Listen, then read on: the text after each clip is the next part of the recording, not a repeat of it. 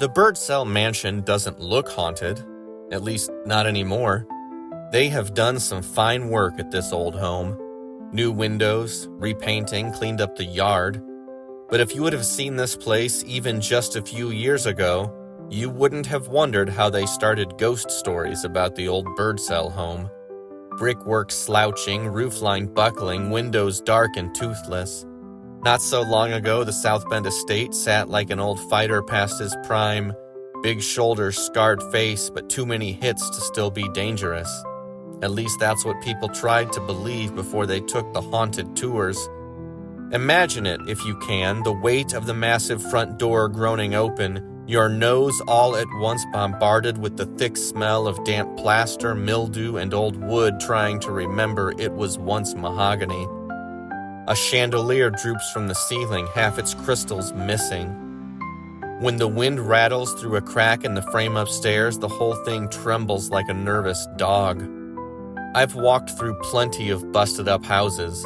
9 times out of 10, the only thing haunting them is mold and bad wiring, and no doubt this place has both of those things too. But it also has something else, a silence that doesn't sit right. Your shoes scrape across a broken tile, and for a second you swear something else answers back, pacing you half a beat behind. It's nothing, you think, just echo, just acoustics, but the sound hangs there a little too long, like it hasn't yet decided if it wants to follow. The staircase curls up into darkness, wood groaning with every step. Halfway up, the air changes, and it feels like the house has pressed its palm against your chest. You stop breathing. You tell yourself it's a draft. It's always a draft. At the landing, a door is open. Maybe it used to be a nursery. The room is small, stripped bare except a few half-empty boxes and a dusty table. On the table sits a doll, dulled by that dust, hair tangled, eyes still sharp enough to catch the light. You don't believe in cursed dolls. You don't believe they whisper to you when the house is quiet enough. But standing in that doorway, you feel something pulling at you.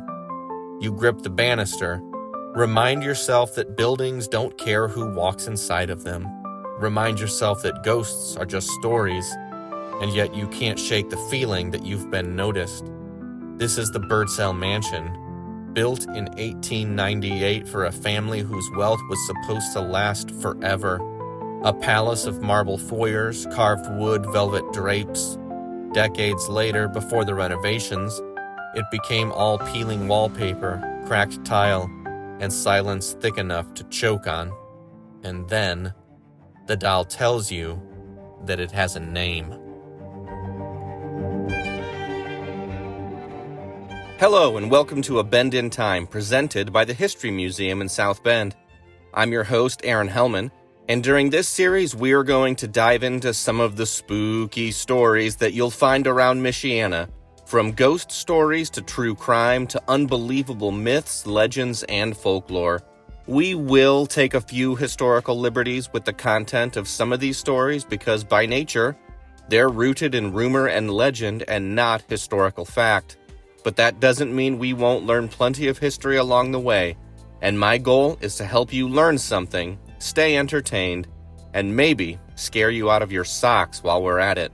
During the course of this episode, you'll hear fictional advertisements for very real historical companies and products. We do that to help break up the podcast, provide some levity, to include just a little more history than we could otherwise, and to give you a sense of the time and place when and where all of this is happening. And now, with all that out of the way, we're exploring West Washington Street, a story told in history and rumors, lore and legend, ghosts and grandeur. Some stories are written on the walls. Others are said to run beneath them. If you believe the talk, there's a web of tunnels under this stretch of South Bend, threading together some of its most important Gilded Age addresses.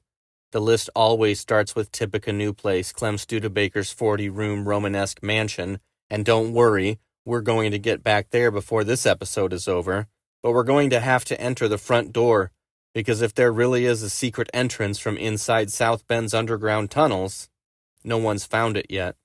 Those tunnels are all rumor, speculation, and legend, one providing an underground entrance to St. Paul's Memorial United Methodist Church, another a route to the Studebaker Administration Building, one more to Clem Studebaker's house, and another one into a downtown bank. Some swear the tunnels were about convenience. Others say they were for privacy.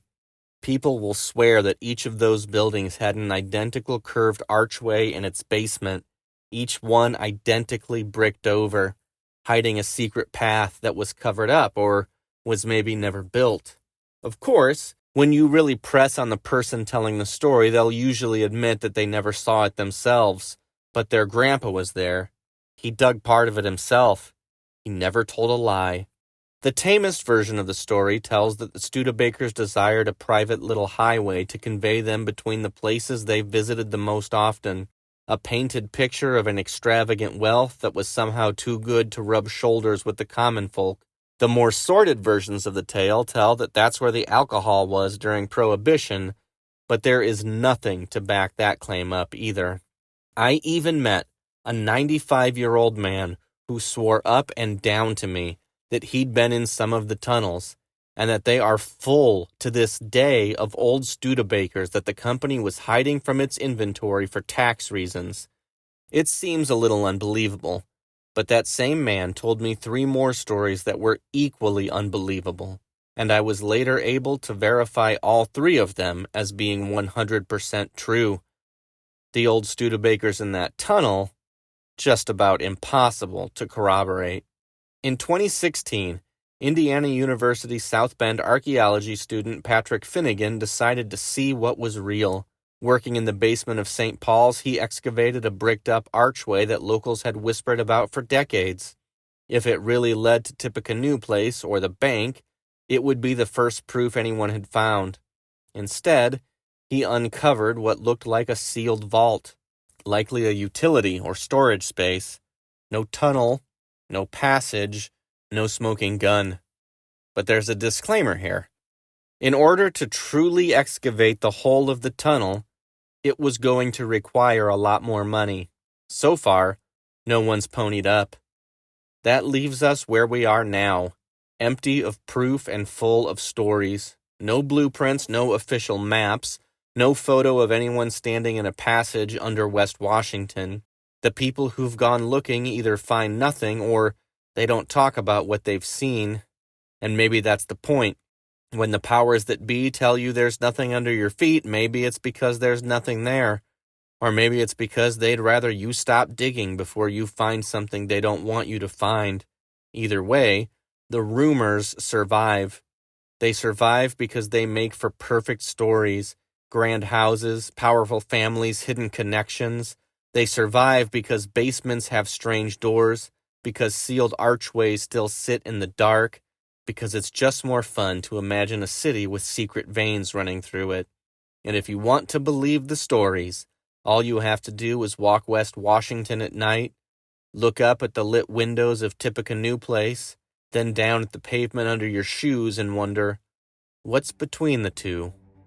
When we come back from the break, we visit the house that Studebaker built.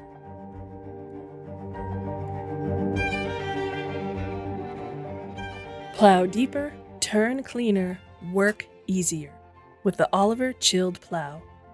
Our exclusive chilled iron moldboard cuts the soil smooth and sheds the dirt like water off glass. Thousands of satisfied farmers across America testify Oliver plows wear longer. And now back to A Bend in Time, presented by the History Museum. Tippecanoe Place isn't just a restaurant inside an old building. It is the building. Built in 1889, this Richardsonian Romanesque mansion spans 4 stories, 40 rooms, and over 26,000 square feet of granite and Indiana Bedford limestone. Architect Henry Ives Cobb designed it for industrial titan Clement Studebaker and completed it in time for Studebaker to move in before his death in 1901. The grand home served the Studebaker family until 1933, when financial collapse forced its sale. By 1941, it had become a school for children with disabilities, and during World War II, it even served as a Red Cross headquarters. Then, in 1979, it was bought by a preservation firm, restored with care, and converted into a restaurant. Today, diners can still ascend the original grand staircase and dine among detailed woodwork, unique fireplaces, and the oldest operational elevator in Indiana. But this house carries a lot more than that. At least that's what they tell me.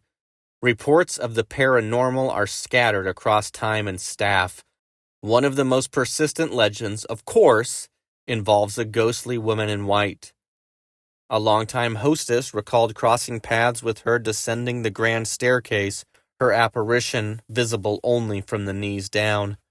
Others believe a maid named Beatrice remains in the house, her presence felt in quiet steps or distant creaks above. Staff and guests have reported whispers of impalpable footsteps, shadows darting at the edges of rooms, and flashes of cold air that drift through spaces, moments when the house seems especially alive. A particularly vivid account recalls a room once used as a nursery, maid's quarters, and master suite. Guests say pictures began swaying around them in perfect unison, as if moved by an unseen hand until they left, and everything stopped. One bartender recounted an unforgettable night. After swearing aloud that ghosts weren't real, and that Tippecanoe Place wasn't haunted, a bottle crashed from the shelf just inches from his feet, fully unprovoked. Even the alarm system in the old mansion refuses to be ordinary.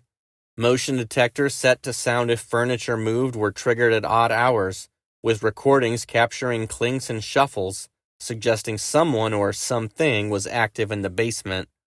All of these stories share one thing.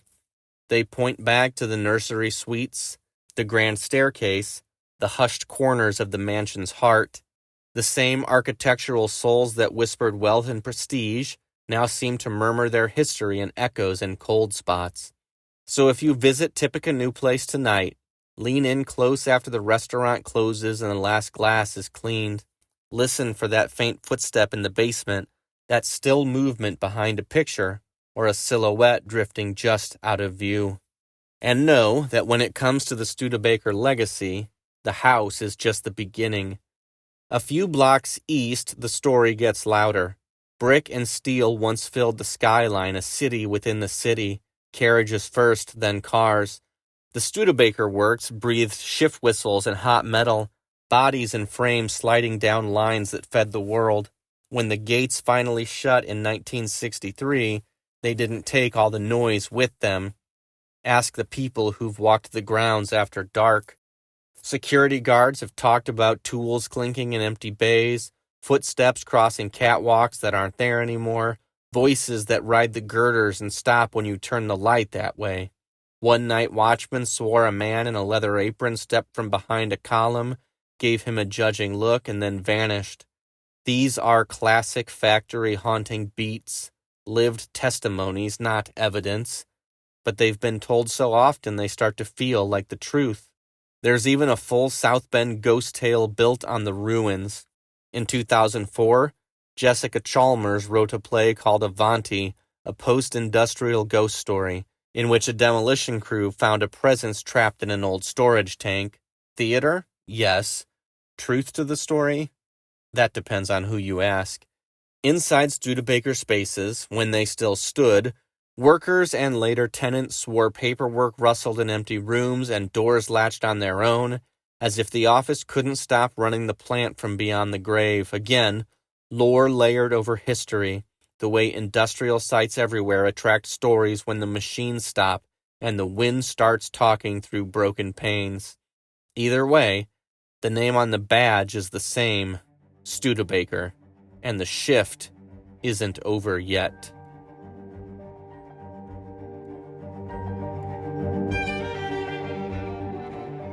From farm lane to boulevard, the Studebaker carriage carries you in comfort, safety, and style. Our work is famed the world over, trusted by presidents, pioneers, and families who demand the best. Studebaker, the world's leading carriage builders. And now back to A Bend in Time, presented by the History Museum.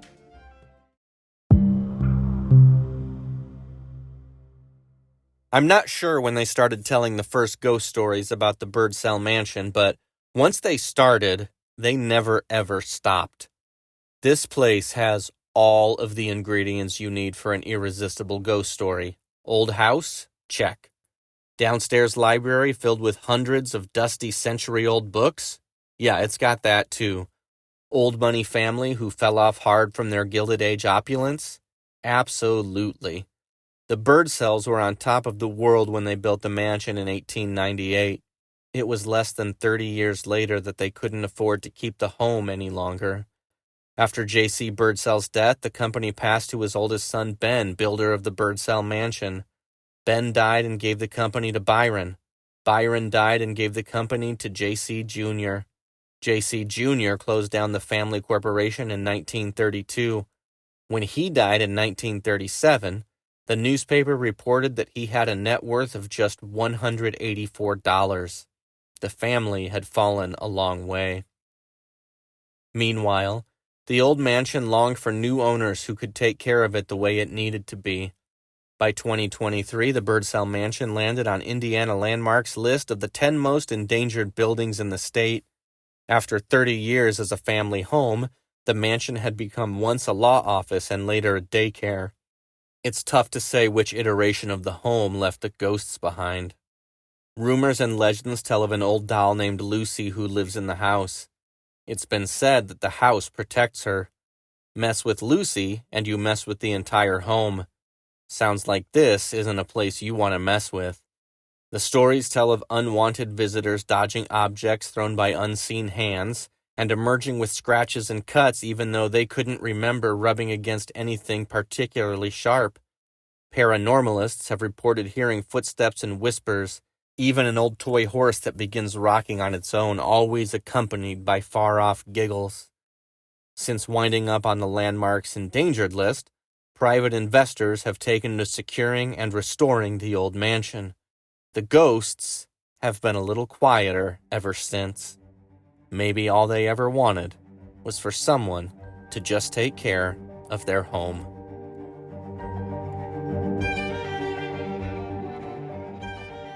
Hey, thanks for joining us on A Bend in Time, presented by the History Museum in South Bend. There's more history waiting for you at historymuseumsb.org. I'm your host, Aaron Helman. The theme music is Whose Distance Is It Anyway by Neil Carmichael.